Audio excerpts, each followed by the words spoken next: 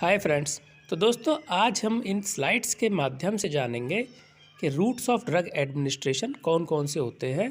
ऐसे कौन कौन से रूट्स होते हैं जिनसे ड्रग यानी कि मेडिसिन एडमिनिस्टर की जाती है, या फिर हम इसे टाइप्स ऑफ इंजेक्शंस भी कह सकते हैं, क्योंकि मैक्सिमम जो ड्रग देने के रास्ते होते हैं, मेडिसिन देने के जो रास्ते होते हैं वो इंजेक्शंस के थ्रू दिए जाते हैं। तो हम इस स्लाइड्स के थ्रू देखेंगे routes of drug administration and types of injection routes. तो देख सकते हैं आप स्लाइड में स्किन के पार्ट शो किए हुए हैं, डर्मिस, एपिडर्मिस, टिश्यू, मसल, इस तरह से वेन। तो इन रूट्स में कैसे कैसे इंजेक्शंस देने हैं और क्या क्या हमें सावधानियां रखनी है, ये वीडियो हेल्थ केयर प्रोफेशनल्स, चाहे वो किसी भी स्ट्रीम के हो, फार्मेसी, नर्सिंग, मेडिकल, किसी भी स्ट्रीम के हो, सभी के लिए काफ़ी यूजफुल है। तो दोस्तों वीडियो काफ़ी लेंदी होगा, लेकिन इसमें सारी जानकारी आपको सम्मिलित कर दी जाएगी। तो बने रहिए वीडियो के साथ में। चलिए दोस्तों आगे चलते हैं। तो सबसे पहले introduction. Most of the injection can be administered by a variety of routes which depend on both drug as well as patients related factor. तो जितनी भी इंजेक्शंस होते हैं उनके लिए डिफरेंट डिफरेंट रूट्स होते हैं एडमिनिस्टर करने के लिए, जो कि ड्रग्स पे डिपेंड करता है या पेशेंट पे डिपेंड करता है। तो दोस्तों ऐसा होता है कि जैसे कभी एक ड्रग जो होती है वो इंट्रामस्कुलर रूट से ना जाके इंट्रावीनस रूट से जाती है, क्योंकि इंट्रामस्कुलर रूट उसके लिए सूटेबल नहीं होता। इसलिए अलग अलग रूट्स होते हैं मेडिसिन को देने के लिए। कभी मसल्स के थ्रू दी जाती है, कभी वेन के थ्रू, कभी डर्मिस के थ्रू, और कभी कभी ये पेशेंट पे भी डिपेंड करती है। जब रूट्स की बात करते हैं तो पहला आता है लोकल एक्शन, दूसरा आता है सिस्टेमिक एक्शन। लोकल एक्शन और सिस्टेमिक एक्शन। लोकल एक्शन वो होता है जो कि किसी लोकल जगह पर ही एक्शन करे। जैसे कि हमने किसी उंगली में मेडिसिन दिया तो वो सिर्फ उंगली पे ही वहाँ पे अपना प्रभाव दिखाएगी। किसी जैसे कि हम जब एक सुन्न करने वाली मेडिसिन देते हैं ज़ाइलोकेन नाम से, तो वो सिर्फ एक उंगली को ही सुन्न करती है, तो उसे हम लोकल एक्शन के लिए बोला जाता है।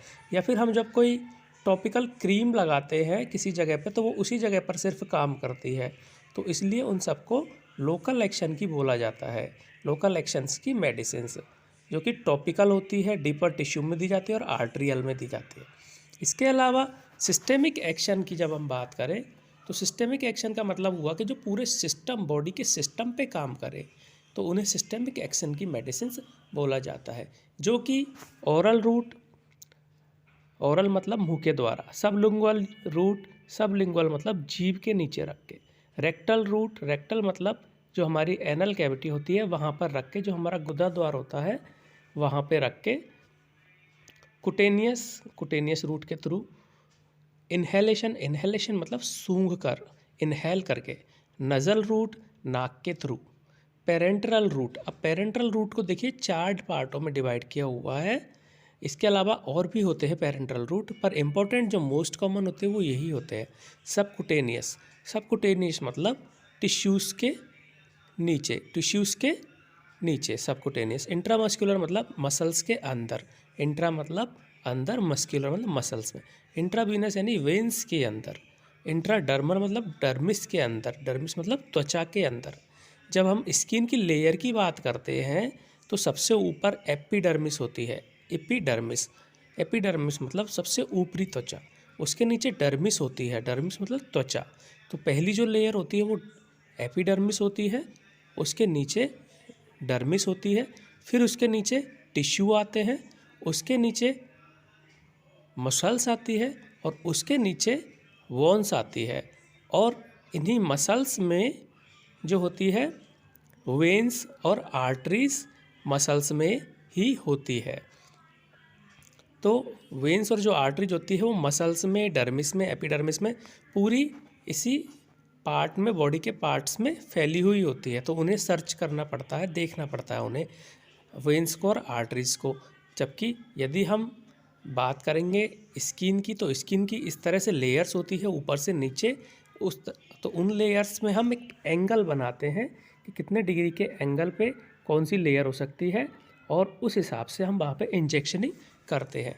चलिए आगे बढ़ते हैं और देखते हैं आगे। तो पेरेंटल मेडिकेशन पे हम आए हैं। पेरेंटल मेडिकेशन में हमने देखा था इंजेक्शंस। तो इंजेक्शंस पेरेंटल मेडिकेशन के अंदर आता है। जब हम बात करें टाइप्स ऑफ इंजेक्शन या टाइप ऑफ इंजेक्शंस रूट्स, तब हम इन चीज़ों के बारे में बताएंगे कि इंजेक्शन देने के कौन कौन से रूट्स होते हैं। तो administration of a medication by injection into body tissue. First type इसका subcutaneous into tissue below dermis of skin. जो डर्मिस होती है उसके नीचे टिश्यू होते हैं, टिश्यू मतलब ऊतक, टिश्यूज़ होते हैं। तो टिश्यूज़ के अंदर जो इंजेक्शन दिया जाता है उसे सबकुटेनियस टिश्यू कहते हैं। टिश्यूज़ के बारे में और डीप आपको बता देते हैं थोड़ा, कि जब सेल और सेल फॉर्म होती है, जब सेल से सेल मिलती है तब टिश्यूज़ बनते हैं। काफ़ी सारी सेल्स जब मिलती है तो टिश्यूज़ बनते हैं। और टिश्यू डिफरेंट टाइप के टिश्यूज़ मिलके मसल्स को बनाते हैं, वॉन्स को बनाते हैं। देन आता है आपका इंट्रामस्क्यूलर, यानी कि इनटू बॉडी मसल। बॉडी का जो मास होता है, मसल होती है उसके अंदर। जैसे कि हम जब अपना पावर दिखाने के लिए ऐसे बॉडी दिखाते हैं कि ये देखो मेरी बॉडी, तो वो हमारी बॉडी नहीं, एक्चुअली वो मसल होती है। तो वो जो मसल होती है वो ही हमारी दिखती है, तो वो मसल होती है। Intravenous into A when. When का मतलब जो कि ब्लू कलर का, जहाँ पे डीऑक्सीजनेटेड ब्लड होता है वो होती है वेंस। और इसी तरह से वेंस के साथ में होती है आर्टरी, जिनमें ऑक्सीजनेटेड ब्लड होता है।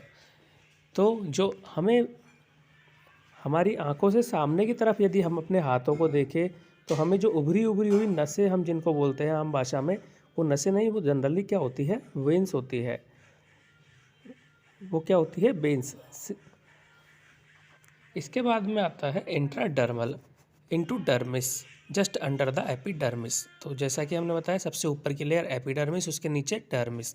तो डर्मिस में जो इंजेक्शन दिया जाता है उसे बोला जाता है इंट्राडर्मिस। चलिए आगे चलते हैं। तो जब हमने डिस्कशन किया था कि ये एक स्किन का जो फॉर्मेशन होता है वो कैसे कैसे होता है, तो आप सबसे पहले एक देखिए, जहाँ पे एक स्किन की लेयर बनाई हुई है। सबसे जो फर्स्ट लेयर है उसकी एपिडर्मिस, उसके नीचे जो लेयर है डर्मिस, और डर्मिस वाली लेयर में ही आप देखिए एक वेन रेड कलर की दिखाई हुई है। तो ये है वेन डर्मिस वाली लेयर में ही। उसके नीचे आप देखिए डर्मिस के नीचे सबकुटेनियस टिश्यूज़ की लेयर है। टिश्यूज़ की लेयर के नीचे आप देख सकते हैं मसल्स है, मांसपेशियाँ या मांस बोलते हैं जिन्हें हम, मसल्स। तो अब आप देखिए चारों इंजेक्शन्स का अलग अलग एंगल है डिग्री में। यानी कि हमें यदि कोई इंजेक्शन डर्मिस में देना है तो आप फर्स्ट में जो आ रहा है इंट्राडर्मल 10 से और 15 डिग्री का एंगल बनाया हुआ है, तो हमें स्किन के साथ में और 15 डिग्री के झुकाव पे, 10 से 15 डिग्री के झुकाव पे वो इंजेक्शन देना होगा, तब वो डर्मस में एंटर होगा।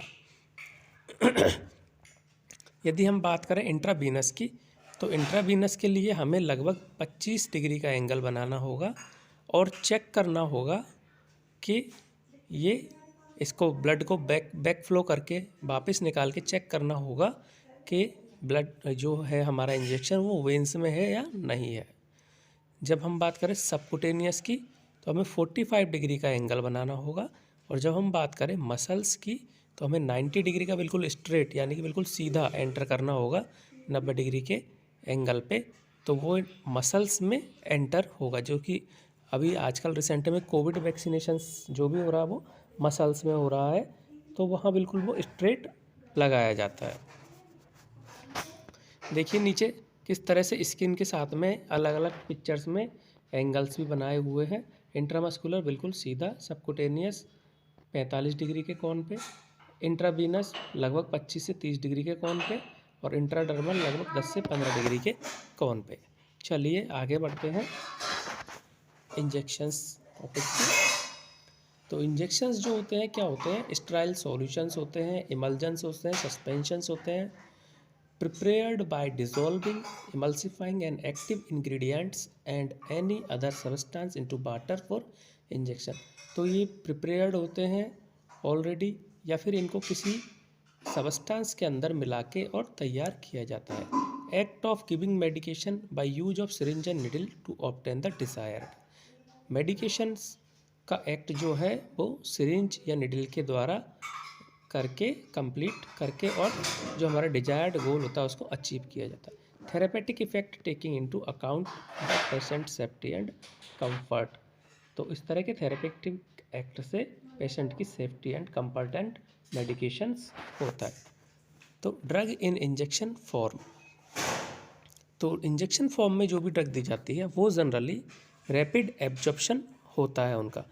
तो यदि इंजेक्शंस के हम प्रॉफिट की बात करें, एडवांटेज की बात करें, अच्छी बातों की बात करें, तो वो उनका क्या क्या है पॉइंट कि उनका जो एब्जॉर्प्शन है वो जल्दी से शरीर के अंदर मिल जाती है। जैसे कि हम एक दवा को मुंह के द्वारा लें तो वो लगभग 15 से 20 मिनट या 15 मिनट से लेकर आधा घंटे का टाइम लेती है बॉडी के अंदर एब्जॉर्ब होने में, सेल्स के अंदर पहुंचने में, जबकि इंजेक्शन लगभग 2 से 5 मिनट में असर कर जाता है, जो कि इंजेक्शंस की वैरायटी पे डिपेंड करता है कि कौन सा इंजेक्शन का टाइप है।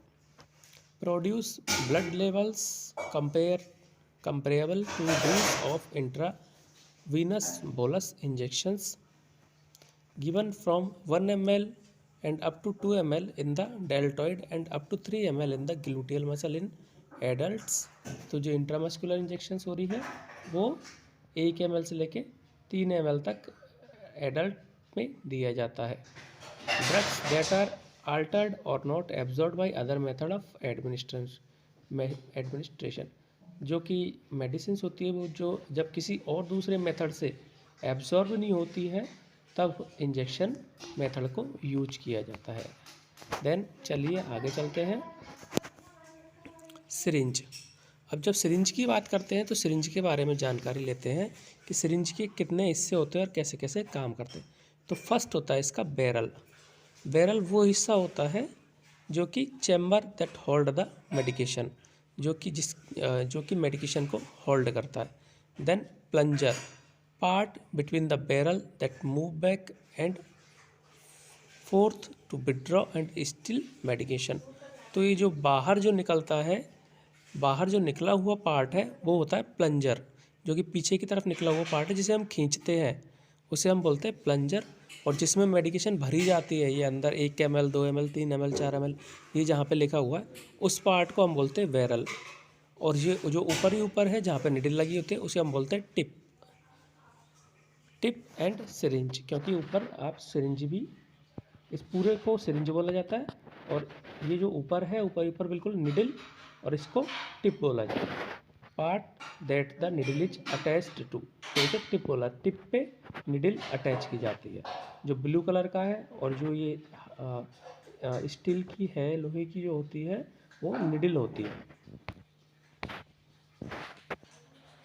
Consideration when choosing a syringe needle. Type of medication, तो अब हमें ये देखना होगा कि निडल किस तरह की चूज करनी है, निडल सिरिंज। तो ये हमें मेडिकेशन का टाइप देख के या पेशेंट एडल्ट है, चाइल्ड है, किस तरह का है, उसको देख के हमें निडल का साइज चूज करना होता है। क्योंकि कभी मेडिसिन यदि ज़्यादा होती है और हमने छोटी निडल ली है कम गॉज की, तब बहुत टाइम लेती है वो।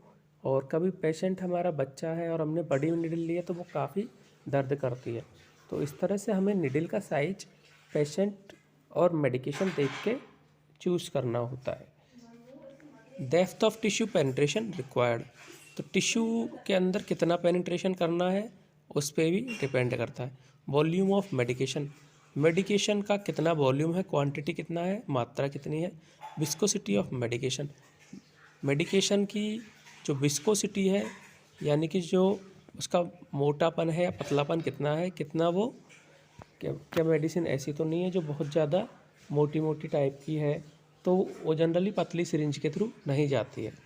साइज ऑफ द क्लाइंट का साइज, क्लाइंट पतला है, मोटा है, बच्चा है, उसके अकॉर्डिंग भी निडल का साइज देखना पड़ता है। Then equipment for the administration of injection. अब इंजेक्शन लगाने के लिए क्या क्या इक्विपमेंट की ज़रूरत पड़ती है? Tray which include drug and equipment, syringe for appropriate size, swab saturated with isopropyl alcohol 70%, एक स्वैब जो है कॉटन स्वैब उसकी जो कि आइसोप्रोपाइल अल्कोहल 70% में घुला हुआ हो हल्का सा, इस तरह का एक स्वैब जो कि स्किन को साफ करने के काम आए। Sterile topical swab if drug is presented in ampoule from drug to be administered, एक स्वैब जो कि एक स्वैब तो ये हो गई जो हमें पेशेंट की स्किन को साफ करने का काम आए, और दूसरी स्वैब यदि कोई ड्रग है, यदि कोई ड्रग एम्प्यूल पे लग जाती है उसे साफ करने के लिए। Then next patient prescription to check dose route and timing, ये बहुत इंपॉर्टेंट पॉइंट होता है कि पेशेंट का प्रिस्क्रिप्शन चेक करना होता है। प्रिस्क्रिप्शन में मेडिसिन का कितना डोज है, 1 ml 2 ml half ml, route कौन सा है और टाइमिंग कौन सी है, ये बहुत ही कंपलसरी पॉइंट है। Then notes available to record administration in accordance with law, medicine लगाने इंजेक्शन लगाने के बाद में क्या हमें नोट्स लिखने होते हैं जो कि लॉ के अकॉर्डिंग होता है कि इंजेक्शनिंग किया गया इतने बजे टाइम पे इतने डोज से और इतना, तो उसके लिए प्रॉपर एक फॉर्मेट बना होता है हॉस्पिटल्स में। देन ग्लव्स और एप्रन। देन आगे बढ़ते हैं। रिस्क, जो इन्फेक्शन की रिस्क होती है उसको घटाने के लिए, उसको कम करने के लिए कौन से पॉइंट्स होते हैं? Point 1, good hand washing, good hand drawing, aseptic technique, अच्छे तरह से हाथ धोना, हाथों को सुखाना। देन असेप्टिक टेक्निक यानी कि कब इन्फेक्शन वाली टेक्निक इस्तेमाल करना। Good observation and questioning of client, अच्छे से ऑब्जर्व करना, और कोई भी टेक्निक हम जब यूज करते हैं तो उससे पहले क्लाइंट्स को बताते हैं और क्लाइंट से भी पूछते हैं। Then skin preparation if required, then skin का प्रिपरेशन करना यानी कि उसे अल्कोहल वाली स्वैब से साफ़ करना यदि ज़रूरी है तो। Then right of drug administration, जब हम ड्रग एडमिनिस्ट्रेशन के राइट्स की बात करते हैं तो 7 राइट आते हैं। ये जनरली क्वेश्चन कॉमन क्वेश्चन है जो कि पूछा जाता है फंडामेंटल्स में। Right client, right medication, right dose, right route, right time, right reason, right documentation, ये 7 राइट्स होते हैं। तो इन राइट का हमें ध्यान रखना पड़ता है ड्रग एडमिनिस्ट्रेशन के टाइम पे। सही पेशेंट होना चाहिए, सही दवा होनी चाहिए, सही डोज होना चाहिए, रूट होना चाहिए, टाइम होना चाहिए, सही कारण होना चाहिए और सही से डॉक्यूमेंटेशन होना चाहिए। देन बात करते हैं इंजेक्शन। अब सेपरेटली सारे इंजेक्शन्स की बात करेंगे अलग अलग। सबकुटेनियस इंजेक्शन, सबकुटेनियस मतलब अंडर द स्किन, स्किन के नीचे। तो देखिए यहाँ पे 45 डिग्री का एंगल बना हुआ है। तो सबकुटेनियस इंजेक्शन जो है, method of administration medication, short needle is use to inject a drug into tissue layer between the skin and muscle. Medication administered by subcutaneous injection include drug that can be given in small volume. Subcutaneous injection जो medicine होती है वो small volume में दिया जाता है generally. जैसे कि सबकुटेनियस का बहुत ही कॉमन एग्जांपल है जो इंजेक्शन्स इंसुलिन के दिए जाते हैं मधुमेह के मरीजों में, डायबिटीज़ के मरीजों में, या फिर हार्मोन के इंजेक्शन्स दिए जाते हैं, वो जनरली सबकुटेनियस के एग्जांपल्स होते हैं। और medications like morphine, hydromorphone, मेटक्लोप्रोमाइड, dexamethasone, इस तरह की मेडिसिन्स होती है। तो हर मेडिसिन्स पे भी लिखा रहता है कि इसका रूट कौन सा है।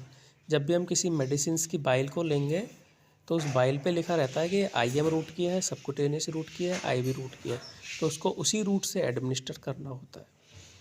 Most often used for PDD. देन आगे बढ़ते हैं, प्रिपरेशंस फॉर सबकुटेनियस इंजेक्शंस। तो सबकुटेनियस इंजेक्शंस का लोकेशन ऑफ इंजेक्शन इम्पॉर्टेंट है। उसके बाद में some area of the body have a more easily accessible level of tissue. हमें ऐसी जगह चूज करनी होती है बॉडी की जहाँ पे ज़्यादा टिश्यू होते हैं, टिश्यूज़ की मात्रा जो होती है वो अच्छी मात्रा में होती है। तो उस जगह पे हमें सबकुटेनियस टिश्यू को लगाना होता है जहाँ पे मसल, बोन, ब्लड वेसल्स कम हो। तो इसी सबकुटेनियस टिश्यूज़ की मोस्ट कॉमन साइट फर्स्ट है अब्डोमेन। अब्डोमेन भी कहाँ पे, एट और under the level of the belly button about 2 inch away from Naval.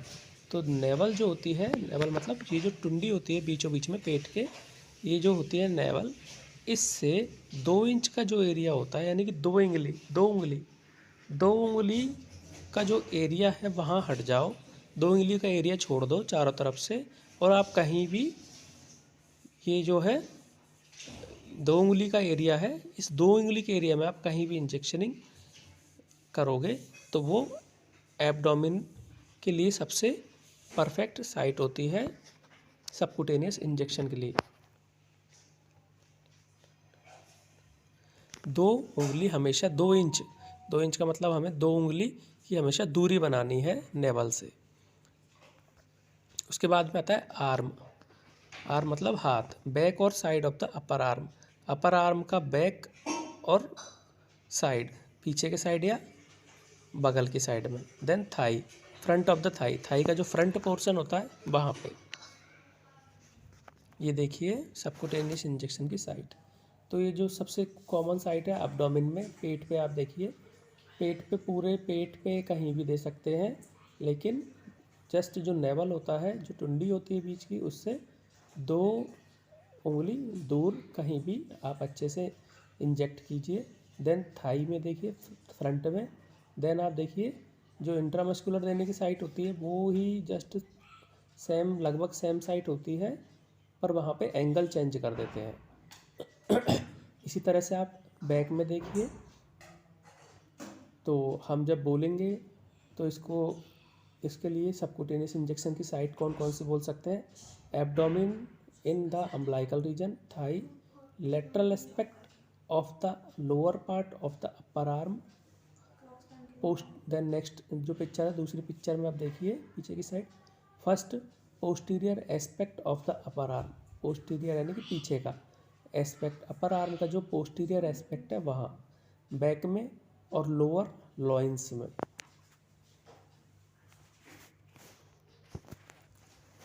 Then subcutaneous injections के लिए, क्योंकि काफ़ी पेशेंट ऐसे होते हैं जिनके डेली सबकुटेनियस इंजेक्शंस लगते हैं, जैसे कि इंसुलिन के 2-2 टाइम, 3-3 टाइम, तो उनके लिए इस तरह के पेन आते हैं जो आप नीचे डायग्राम में देख रहे हैं, पेन।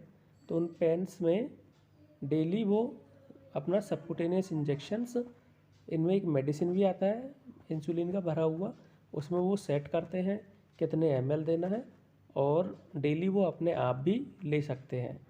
तो ये इक्विपमेंट्स होते हैं, ऑटो इंजेक्टर पेन बोलते हैं इन्हें। तो कैसे देना है ये हम पहले भी देख चुके हैं। हाथ धोने हैं, सारी चीज़ों को इकट्ठा करना है, इंजेक्शंस को साफ़ करना है, इंजेक्शन वाली साइट को। उसके बाद में सिरिंज में मेडिसिन लेना है। वाइल, सिरिंज में मेडिसिन कैसे लेंगे, सबसे पहले वाइल पे से कैप हटाना है, देन सिरिंज में थोड़ा सा एयर लेना है, वाइल में थोड़ा एयर डालना है, देन मेडिसिन, हमें मेडिसिन खींचना है इंजेक्शन में, और यदि एयर बबल है तो उन्हें हटा देंगे इंजेक्शन में से। देन इंजेक्ट कैसे करेंगे, स्किन को पिंच करना है, और प्रॉपर जो हमने रूट एंगल बनाया था वहाँ पे निडल को इंजेक्ट करना है, मेडिसिन को इंसर्ट करना है उसको प्रेस करके, देन निडल को वापस निकालना है और थोड़ा सा उसको दबा के रखना है। इस तरह से हमें इंजेक्शन, सबकुटेनियस का इंजेक्शन लगाना होता है। तो आप देख सकते हैं ये सबकुटेनियस का इंजेक्शन लगाने का तरीका था। देन यदि हम बात करेंगे क्या कॉम्प्लिकेशंस आ जाते हैं, कभी कभी थोड़े थोड़े कुछ केसों में आ जाता है, 1% 2% केसों में सीवियर पेन, रेडनेस, स्वेलिंग और वार्मथ और कुछ तरह का ड्रेनेज, यानी कि कोई चीज़ बाहर निकलना, ठीक है, या फिर इंजेक्शन मेडिसिन ही कभी कभी बाहर निकल जाती है। इंट्रामस्कुलर इंजेक्शन पे आते हैं। देन नेक्स्ट, तो दोस्तों वीडियो थोड़ा लेंथी होगा, लंबा होगा, लेकिन आपको ये पूरा इंजेक्शन्स का एक्सप्लेनेशन अच्छे से यहाँ पर देखने के लिए मिल जाएगा। तो चैनल को दोस्तों सब्सक्राइब ज़रूर करके रखें, हम इस तरह की वीडियोस और भी डालते रहेंगे जिससे कि आपका अच्छे से प्रिपरेशन होता रहे। इंट्रामस्कुलर इंजेक्शन्स पे जब हम आए तो हम देखते हैं कि it is a technique to deliver use to deliver a medication deep into the muscles में मेडिसिन देने का ये तरीका है। This allow the medication to be absorb in the blood stream quickly. तो ये ब्लड स्ट्रीम के अंदर जो मेडिकेशन होता है उसको क्विकली एब्जॉर्ब करवाने का काम करता है ये मेडिकेशन टेक्निक। आप देखिए बिल्कुल 90 डिग्री का एंगल बना के और यहाँ पर मसल्स में इंजेक्शन दिया जाता है इंट्रामस्कुलर। तो बहुत ही ज़्यादा कॉमन होता है intramuscular medication use to deliver drugs and vaccines भी बहुत ज़्यादा आईएम के थ्रू ही दिया जाता है। Sometime it may be used instead for IV injection because drug are irritating to veins और because a suitable vein can not be located. तो जब कभी वेन्स नहीं मिलती है या वेन्स फाइंड आउट होने में इरिटेशन होता है तो आईवी जो इंजेक्शन है उनकी जगह पे आईएम को ही प्रेफर किया जाता है। जैसे कि यदि किसी मरीज को 1 दिन या 2 दिन इंजेक्शन लगना होता है तो वहाँ पर आईएम इंजेक्शन को ही प्रेफर किया जाता है। Absorption rate are faster than subcutaneous. तो एब्जॉर्प्शन रेट होती है जो फास्ट होती है सबकुटेनियस इंजेक्शन से आईएम की। तो एब्जॉर्प्शन रेट की यदि हम बात करें इंजेक्शन्स में तो सबसे ज़्यादा एब्जॉर्ब होता है सबसे फास्ट इंट्रा आर्टेरियल, उसके बाद में इंट्रावीनस, उसके बाद में इंट्रा मसल्स, उसके बाद में सबकुटेनियस, उसके बाद में इंट्राडर्मल। इस तरह से एब्जॉर्प्शन रेट इनका होता है, यानी कि जो इंट्रा आर्टेरियल है वो विद इन सेकेंड्स काम करता है, इंट्रावीनस भी विद इन सेकेंड्स काम करता है और जो इंट्रा मसल है वो 1 मिनट से 2 मिनट के अंदर काम कर देता है और जो सबकुटेनियस है वो भी लगभग अंडर 2 to 3 मिनट या 5 मिनट के अंदर काम करने लग जाता है और इंट्राडर्मल भी इसी तरह से 3 से 5 मिनट के अंदर अपना एक्शन करने लग जाता है। तो इस तरह से इनका एब्जॉर्प्शन का रेट होता है। कभी कभी मेडिसिन पे और पेशेंट पे भी इनका एब्जॉर्प्शन डिपेंड करता है। सबकुटेनियस के अंदर एक अच्छा वॉल्यूम, लार्ज अमाउंट का जो वॉल्यूम है मेडिकेशन का वो रखा जा सकता है। अब बात करते हैं most common site subcutaneous injection intramuscular की। तो मोस्ट डेल्टॉइड मसल, जो हाथ की जो मसल होती है डेल्टॉइड मसल, जहाँ पे कोविड की वैक्सीन्स लग रही है वो डेल्टॉइड मसल होती है, वो सबसे कॉमन साइट है।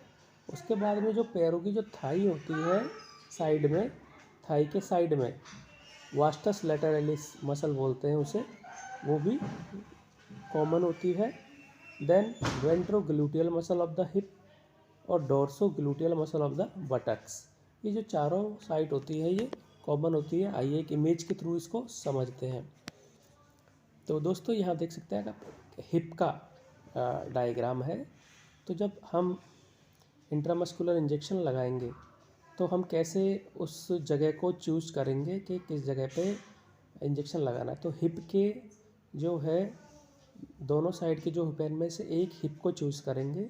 एक हिप को चूज करने के बाद में उसको 4 पार्टों में डिवाइड करेंगे, जिस तरह से यहाँ डायग्राम में किया हुआ है 4 पार्टों में डिवाइड पहले डायग्राम में।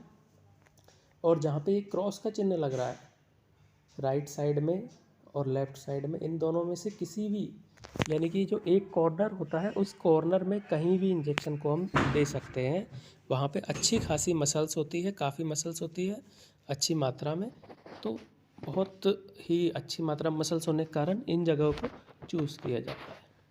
देन वी इमेज में आप देख सकते हैं जो थाई के साइड में जो होता है वास्टस लैटेरलिस की साइड दिखाई हुई है, तो ये भी वास्टस और लैटेरलिस मसल्स होती है।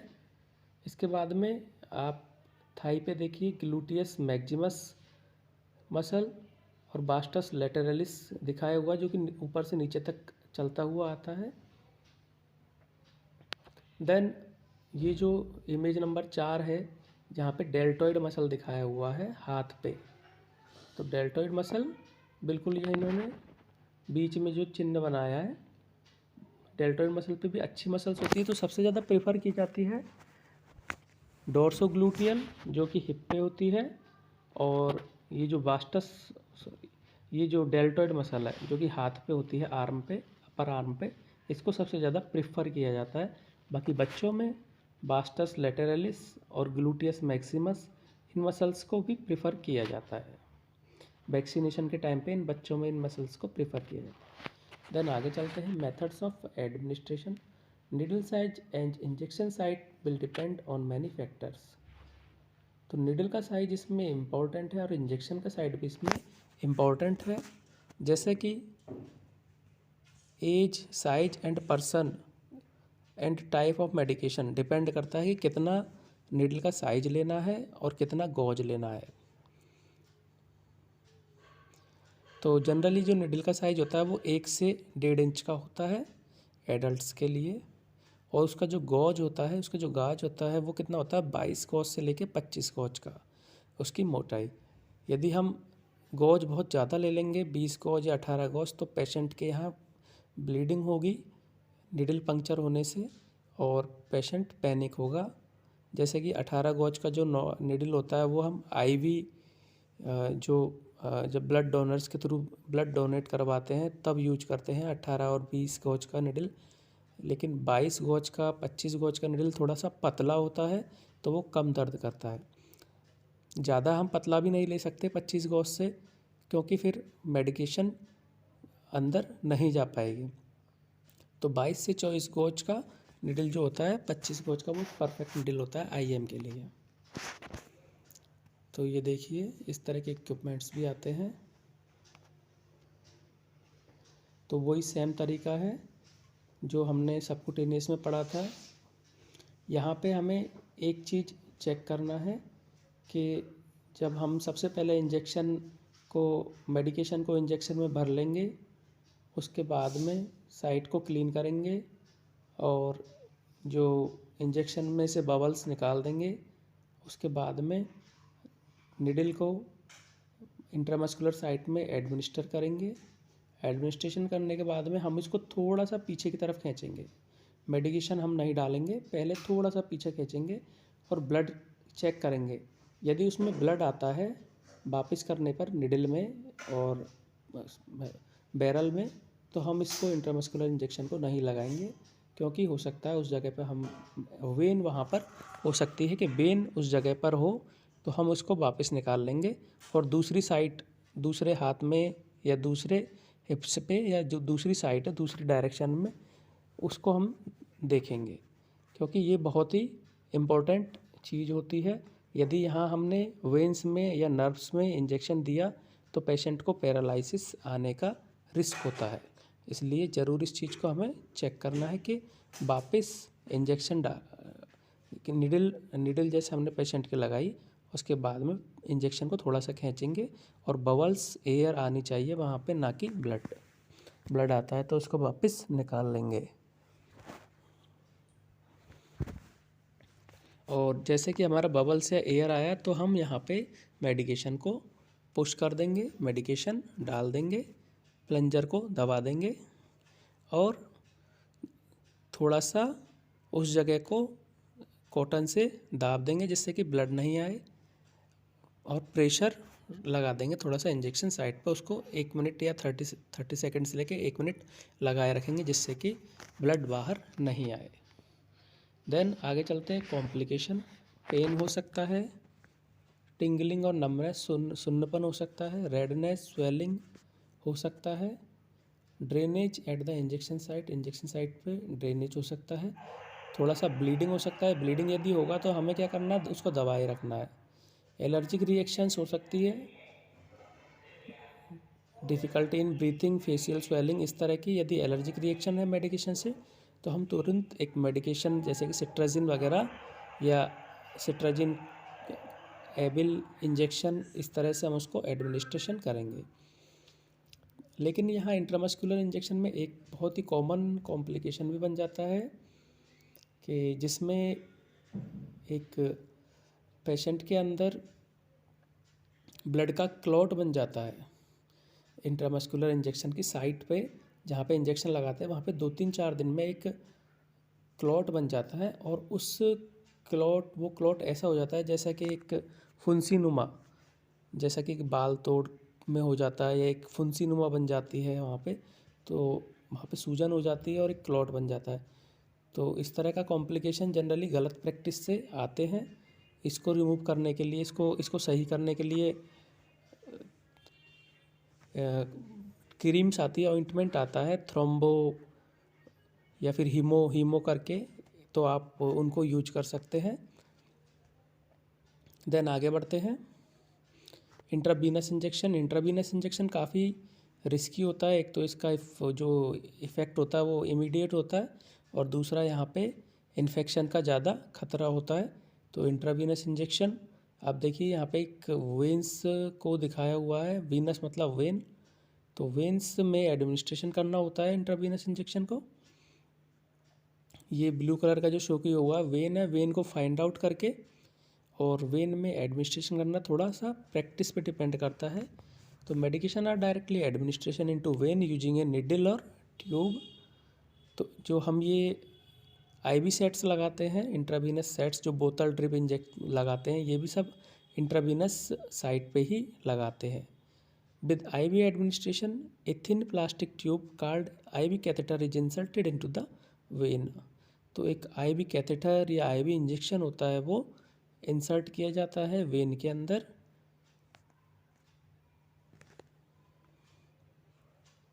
यूजेस क्या है?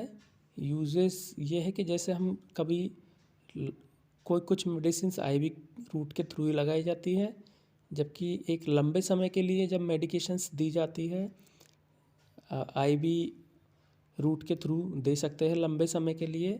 जैसे कि कभी कोई ड्रिप देना है, जिसे बोतल बोलते हैं, बोतल ड्रिप, तो हम उन्हें आईवी रूट के थ्रू देते हैं। कभी कभी इमरजेंसी में जो मेडिसिन देते हैं वो भी आईवी रूट के थ्रू देते हैं, जिससे कि वो इमीडिएट इफ़ेक्ट करे।